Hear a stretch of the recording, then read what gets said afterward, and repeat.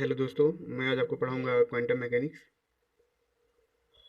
मेरा नाम है रविशंकर तिवारी। और मेरा पहला टॉपिक है वेव फंक्शन। तो सबसे पहले हम ये जानते हैं कि वेव फंक्शन होता क्या है। ठीक है। तो यहाँ पे लिखा है the wave function is a denoted position and time of energy. देखिए, वेव फंक्शन बनाया ही इसलिए गया था ताकि हम जब किसी एनर्जी हो, कोई फोटोन हो या कोई पार्टिकल हो, इलेक्ट्रॉन हो, तो उसका पोजीशन और टाइम हम कैसे डिनोट करेंगे। तो उसके लिए हमने वेव फंक्शन बनाया जो ये बताता है कि कोई भी पार्टिकल किस टाइम पे किस जगह पे है और किस जगह पे उसकी टाइम क्या है। ठीक है दोस्तों। तो ये वेव फंक्शन हमें बताता है, जैसा कि आप देख रहे हैं यहाँ पे। ये जो ये ग्राफ है, वेव फंक्शन का ग्राफ है। और at x equal to zero पे सब मैक्सिमा हो रहा है। मतलब जब जब ये ओरिजिन पे होगा तो इसकी पॉसिबिलिटी सबसे ज़्यादा होगी पाए जाने की। इस पोजीशन पे इसकी पॉसिबिलिटी होगी सबसे ज़्यादा पाए जाने की। अब इसे ऐसे समझ सकते हैं कि एक बॉक्स है। ठीक है। मैं आपको सिंपल समझाता हूँ। एक बॉक्स है। ठीक है। अब इसे ऐसे समझिए। ठीक है दोस्तों। एक बॉक्स है और ये एक्स और मान लीजिए कि ये वाई है और ये एक्स है। ठीक है। तो इस पोजीशन पे देखिए, जब ये लाइन यहाँ से जाएगी, यहाँ से होके जाएगी, तो जो हमें पता है कि अगर हम कोई पार्टिकल किसी बॉक्स में छोड़ें, फ्री पार्टिकल किसी बॉक्स में छोड़ें, तो उसके सेंटर पे इसकी पॉसिबिलिटी सबसे ज़्यादा होती है पाए जाने की। तो जो एक्स इक्वल टू ऑरिजिन होता है वहाँ पे सबसे ज़्यादा होती है। तो ये जो एक्स इक्वल टू जीरो है ये ऑरिजिन को दर्शाता है।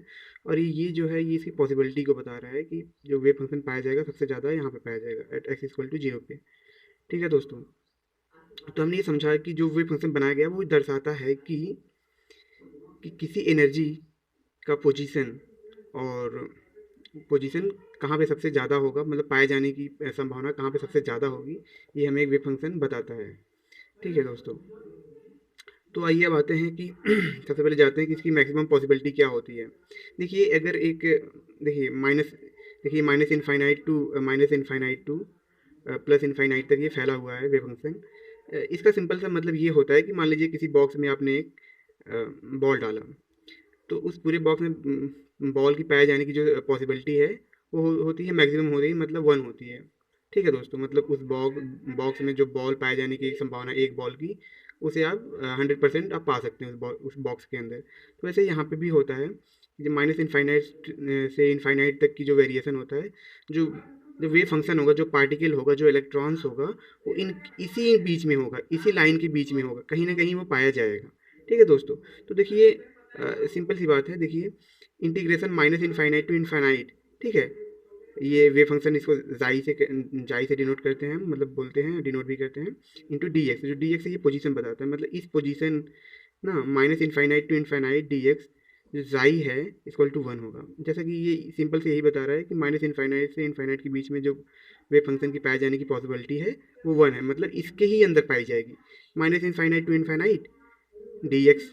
ठीक है। मतलब minus infinite to infinite d x, मतलब इस लाइन के बीच में जो इंटीग्रल, ये जो लंबी सी लाइन है माइनस इनफाइनाइट से इनफाइनाइट लेकर जो जाई है इसके बीच में ही पाई जाएगी, इसकी प्रोबेबिलिटी वन होगी। ठीक है। क्योंकि कहीं ना कहीं हमें ये बॉल मिल जाएगा 100%, इसकी 100% गारंटी होती ही होती है। ठीक है दोस्तों।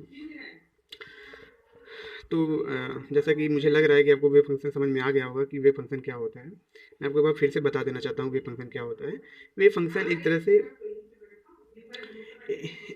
एनर्जी, वेव फंक्शन इसलिए बनाया गया ताकि हम एनर्जी को डिनोट कर पाएँ टाइम और पोजीशन के फॉर्म में। ठीक है। अदरवाइज इलेक्ट्रॉन था, उसको हम कैसे डिनोट करते हैं, कहाँ पे पाया जाएगा, इसकी प्रोबेबिलिटी कहाँ होगी। इस चीज़ को समझने के लिए, इस चीज़ को सिंप्लीफाई करने के लिए वेव फंक्शन को क्रिएट किया गया। ठीक है दोस्तों। तो वेव फंक्शन का सबसे बड़ा यही है उपयोग है, जिसके थ्रू हम किसी पार्टिकल के पोजीशन को हम जान सकते हैं, उसकी स्टेट को जान सकते हैं, वो कहाँ पे है ना। कितनी प्रोबेबिलिटी है पाए जाने की, किस ऑर्बिटल में ज़्यादा प्रोबेबिलिटी है पाए जाने की। ठीक है दोस्तों। उम्मीद करता हूँ आपको ये समझ में आया होगा। तो अब आगे चलते हैं। देखिए, इसमें एक इसका एक लॉ है, रूल है, एक तरह से कह सकते हैं हम कि जैसा कि आप देख रहे हैं यहाँ पे, ये पॉइंट तो आपको समझ में आ गया होगा। एंड देखिए, and where graph goes to maxima and minima at x equal to zero, then that's a most probable position. ये वही बात हुई जैसे कि मैंने आपको बॉक्स में समझाया था। आप देख रहे हैं ना ये बॉक्स, मतलब कि मैक्सिमा और मिनिमा पे जो इसकी सबसे ज़्यादा प्रोबेबिलिटी होती है पाए जाने की वेव फंक्शन की, होती है। ये सिंपल सी बात है। आप ऐसे समझो कि अगर आप एक बॉल यहाँ पे डाल रहे हो, एक बॉल यहाँ पे डाल रहे हो, तो आके यहाँ पे ही रुकेगा ना, तो सबसे ज़्यादा प्रोबेबिलिटी कहाँ हुई, यहाँ पे पाए जाने की हुई। ठीक है। उसी तरीके से अगर एक बॉल को आप यहाँ पे रख रहे हो, अगर यहाँ पे स्टे हो जा रहा है, तो सबसे ज़्यादा प्रोबेबिलिटी कहाँ हो रही है, यहाँ पाए जाने की हो रही है। या तो यहाँ सबसे ज़्यादा पाया जाएगा, ठीक है, या तो यहाँ पाया जाएगा। इस कंडीशन में क्या होता है, इस कंडीशन में क्या होता है, सॉरी, ये मैंने कुछ ज़्यादा गलत बोल दिया कि इस कंडीशन में क्या होता है। तो मतलब ये समझाना था कि मैक्सिमम मिनिमा पे, ठीक है, जब कोई वेव फंक्शन होता है at x equal to zero रखेंगे, उस कंडीशन जो मैक्सिमम मिनिमम मिलेगी वहाँ पे सबसे ज़्यादा प्रोबेबिलिटी की पाए जाने की संभावना होती है। ठीक है दोस्तों। और ये चीज़ मैं बताना भूल गया था आपको, जाई x equal to plus minus infinity equal to zero, then del x equal to finite. ठीक है दोस्तों। अगर कोई वेव फंक्शन है at x plus minus infinity equal to zero अगर हो रहा है, इसका मतलब जो डेल एक्स है, जो इसमें एरर आएगा, जो इसमें डिस्टेंस एरर आएगा, पोजीशन एरर आएगा, वो क्या होगा, फाइनाइट होगा। ठीक है। फाइनाइट मतलब ये होता है कि कैलकुलेट इसको हम कर सकते हैं। ठीक है दोस्तों, ये लिमिटेड होगा। आगे चले दोस्तों, तो जैसा कि ये भी मैंने आपको बता ही चुका हूँ।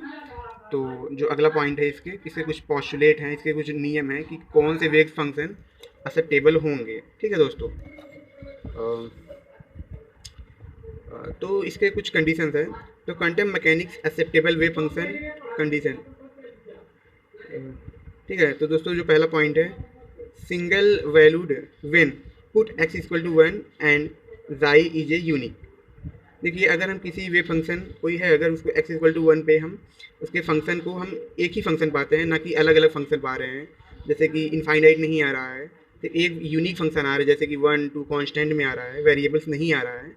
तो इस कंडीशंस में जो वेव फंक्शन होगा वो पूरी तरीके से quantum mechanics acceptable wave function होगा, मतलब क्वांटम मैकेनिक्स के अंडर में आएगा। उस वेव फंक्शन का यूज हम क्वांटम मैकेनिक्स में कर सकते हैं। ठीक है। और दूसरा पॉइंट है डिफाइन एवरी पॉइंट, मतलब वो हर जगह पे डिफाइन होना चाहिए, मतलब हर जगह पे वो रिप्रेजेंट हो जाना चाहिए। ऐसा नहीं है कि किसी पॉइंट पे वो मतलब एग्जिस्ट ही ना करे ना, डिसकंटिन्यूअस नहीं होना चाहिए। इसका बस यही सिंपल सा मतलब है, कंटिन्यूअस होना चाहिए। The wave function psi and del जाई d x equal to continuous. क्या होना चाहिए, वेव फंक्शन जो है जाई एंड डेल जाई by d x equal to continuous. Continuous discontinuous आप तो जानते ही होंगे, इसके बारे में मैथमेटिक्स है, अगर मैं इसके अंदर जाऊँगा तो थोड़ा सा लेंदी हो जाएगा और मुझे नहीं लगता कि आपको ये नहीं आता होगा। तो मैं इस पॉइंट को छोड़ता हूँ, मैं आगे चलता हूँ। ये तीनों कंडीशन सेटिस्फाइड हो गई। अब चौथा कंडीशन ये भी आता है, some wave function denoted momentum discontinuous and del जाई by d psi by d x are a continuous, then we are a accept wave function. मान लीजिए कोई वेव फंक्शन है जिसका मोमेंटम क्या है, डिसकंटिन्यूअस है। ठीक है, मोमेंटम क्या है, कंटिन्यूअस नहीं है, वो रह रहा है कि कहीं स्टॉप हो रहा है, फिर बढ़ रहा है, फिर स्टॉप हो रहा है, फिर बढ़ रहा है। लेकिन जब वेव फंक्शन को हम डी बाई डी एक्स से डेरिवेट करते हैं, फिर जो हमें वो मिलता है, ठीक है, फिर जो वेव फंक्शन में मिलता है वो क्या होता है, वो कंटिन्यूअस होता है। ठीक है, कंटिन्यूअस का यही होता है कि अगर हम एक्स इक्वल टू जीरो, इसका मतलब मैं ज़्यादा डीप में नहीं जाना चाहूँगा, मैं आपको समझाना चाहता हूँ कि कंटिन्यूस डिसकंटिन्यूस, आप मुझे यही समझाना है कि आप इसे खुद से पढ़ें ताकि ये चीज़ें लेंदी ना हो जाए। ठीक है। Then we are a accept wave function, तब हम वेव फंक्शन को एक्सेप्टेबल मानेंगे क्वांटम मैकेनिक्स के अंदर।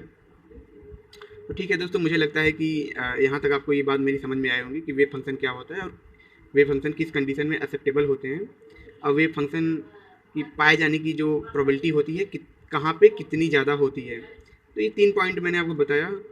मुझे लगता है कि आपको ये बहुत अच्छा लगा होगा। अगर ये आपको अच्छा लगा हो तो प्लीज़ इसको लाइक शेयर और सब्सक्राइब जरूर करें, और प्लीज़ कमेंट भी करें कि क्या कमी थी, ताकि मैं अगले वीडियो में जो मैं बनाऊँ उसमें कुछ सुधार ला सकूँ। ठीक है दोस्तों। तो thank you so much, please support my YouTube channel. Thank you so much.